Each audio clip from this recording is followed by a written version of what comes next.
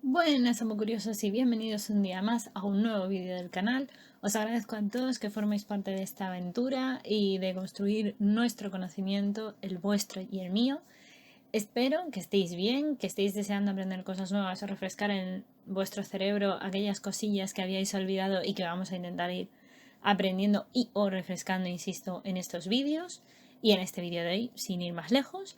Y ya sabéis, por aquí os dejo las redes sociales donde encontrarme y siempre podéis leer cosillas que pongo y demás cosas. También tenéis el correo.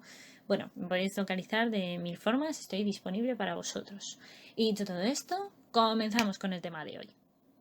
Después de haber dejado claro que tenemos glucolisis, gluconeogénesis, glucogenolisis y glucogenogénesis, tenemos que hablar de las patologías del metabolismo glucídico.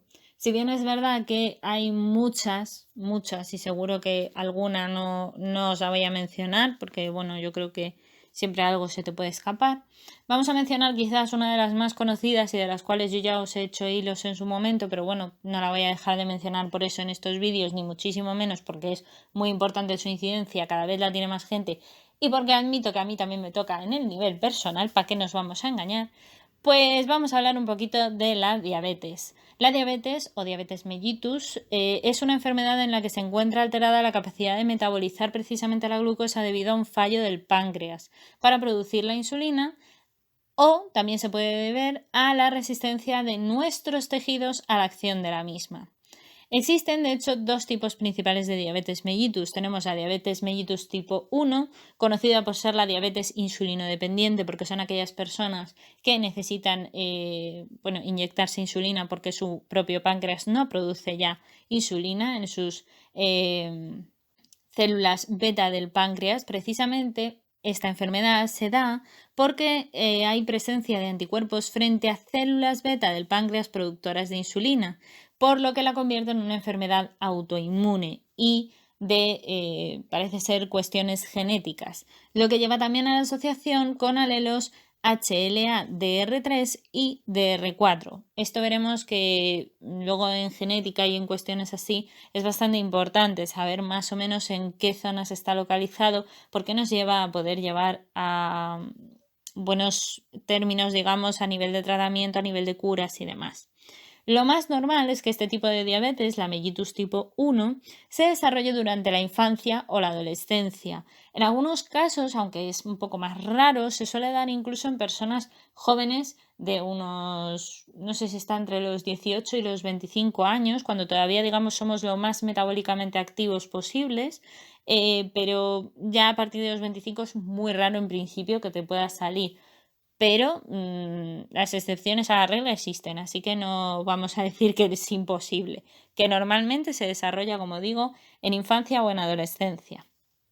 Debido a la incapacidad precisamente para captar la glucosa de estas personas de esta enfermedad autoinmune, el músculo y el tejido adiposo, que es el que almacena también las grasitas y estas cosas, utilizan los ácidos grasos como fuente de energía, y la degradación de ácidos grasos lleva a la síntesis de cuerpos cetónicos por lo general, produciendo acetato-acetato y beta-hidroxibutirato, produciendo la cetoacidosis, que es una de las cosas que normalmente ayudan al diagnóstico de personas diabéticas.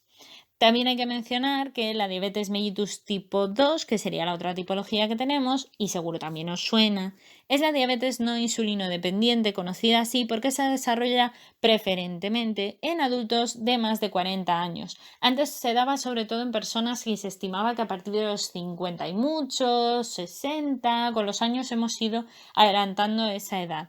Por suerte o por desgracia, probablemente por los hábitos alimentarios, hábitos de salud, de hacer deporte o no, etc. Pero es muy importante que tengáis en cuenta que es un tipo de enfermedad y es muy importante tenerla en cuenta también porque es más frecuente que la tipo 1.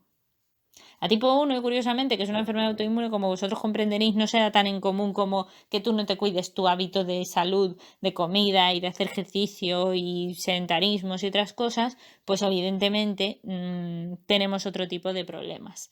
De hecho, hay diversos estudios habidos y por haber que relacionan muy ampliamente la diabetes mellitus tipo 2 con la obesidad y precisamente tiene mucho sentido porque normalmente las personas que presentan diabetes tipo 2, por tanto, no se debe a las células beta del páncreas porque estén siendo atacadas a nivel autoinmune, sino porque mucha resistencia a los tejidos, presentan mucha resistencia en los tejidos periféricos a la acción de la insulina, y esto es un punto muy importante.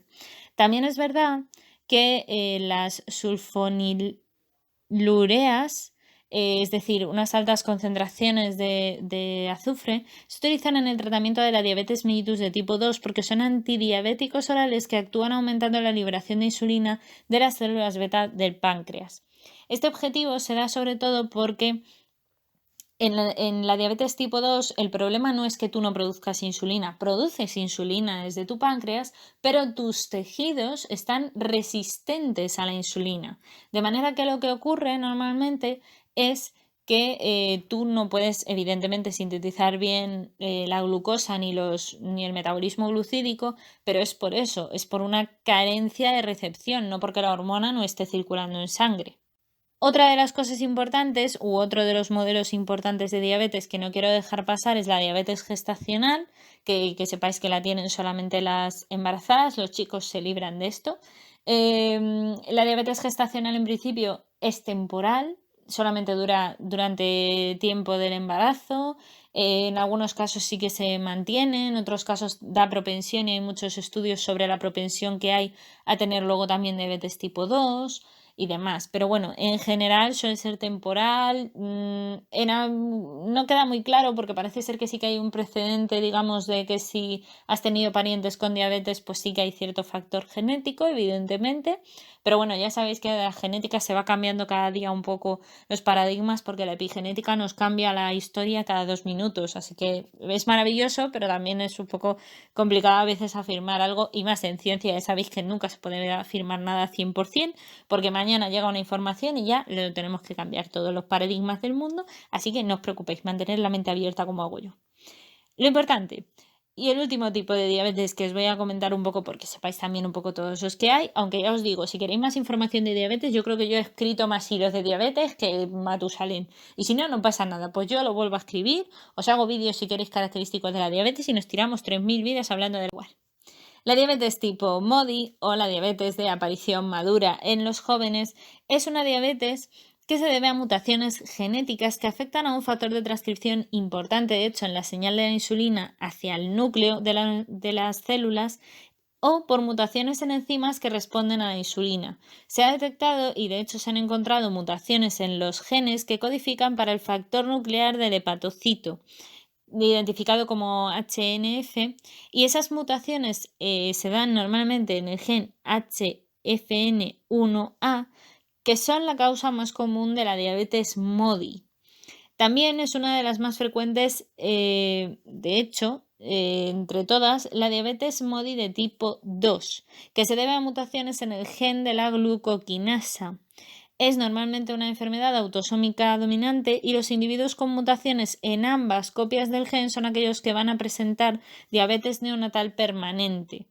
Es un tipo de diabetes conocido hace unos cuantos años, ya os digo, cuando yo lo estuve leyendo, la verdad es que me pareció un tipo de diabetes que, como tiene que ver mucho con mutaciones y con factores genéticos que puedes ser portador, evidentemente si llevas solo uno, como ya comentamos en la genética clínica, o si llevo los dos copias del gen, entonces ya la tengo seguro, pues hay que tener mucho cuidado y saber un poco qué tipo de prevalencia tenemos o qué tipo de genes tenemos en este caso. Si bien es verdad que también yo he leído en asociaciones de diabéticos y en otros sectores que sí que dicen que también es muy importante la diabetes la diabetes familiar, en el sentido de las personas que están afectadas porque viven con una persona diabética. Evidentemente, las personas que viven con personas diabéticas, como con cualquier persona que tenga cualquier tipo de enfermedad, esquizofrenia, autismo, síndrome de Down, etcétera, cualquier enfermedad, de verdad, da igual si es mental, si es física, tienes una discapacidad o tal, tener en cuenta que siempre hay repercusión en todas las personas que están a vuestro alrededor, tanto si sois vosotros los que sufrís la enfermedad como si la sufre alguien a quien queréis. o que conocéis, en cualquier caso es importante tener en cuenta todos estos valores. Entonces, bueno, que sepáis que es un punto importante y es muy importante también saber y ir a fuentes oficiales para poder investigar al respecto. Por eso yo os recomiendo de verdad que, ya que este vídeo a lo tonto lo he dedicado a diabetes, digo a lo tonto, pero bueno, porque pensaba contaros más cosas, pero las dejo para el próximo vídeo. Lo importante es que os quede claro qué tipo de enfermedades. Ya os digo, en hilos hay mucho escrito sobre diabetes que yo ya he publicado y yo ya he hecho. Fue de las primeras cosas que creo que publiqué. Y lo dicho, si queréis más, si no, pues me dedico a hablar de cada tipo de diabetes en un vídeo y demás, pero eso me lo tenéis que dejar abajo en comentarios y ya me molestaré yo en hacerlo tranquilamente. Y hasta aquí por hoy, amo curiosos. Espero que hayáis aprendido, que os haya resultado entretenido y sobre todo, ya sabéis, darle al pulgar hacia arriba, darle a la campana, dejaros las dudas, la información que encontréis que a lo mejor yo no he puesto sobre el tema, comentarios si queréis y demás aquí en el vídeo o en redes sociales o donde queráis. Y nada, pues simplemente espero que esta pieza de Lego os haya ayudado a construir un poquito más vuestro conocimiento. Y ya sabéis, nos leemos por redes sociales, nos vemos en el próximo vídeo. Muchas gracias. Ya sabéis que podéis compartir vuestro conocimiento siempre con todo el mundo. Y nada, que la ciencia y la fuerza os acompañe.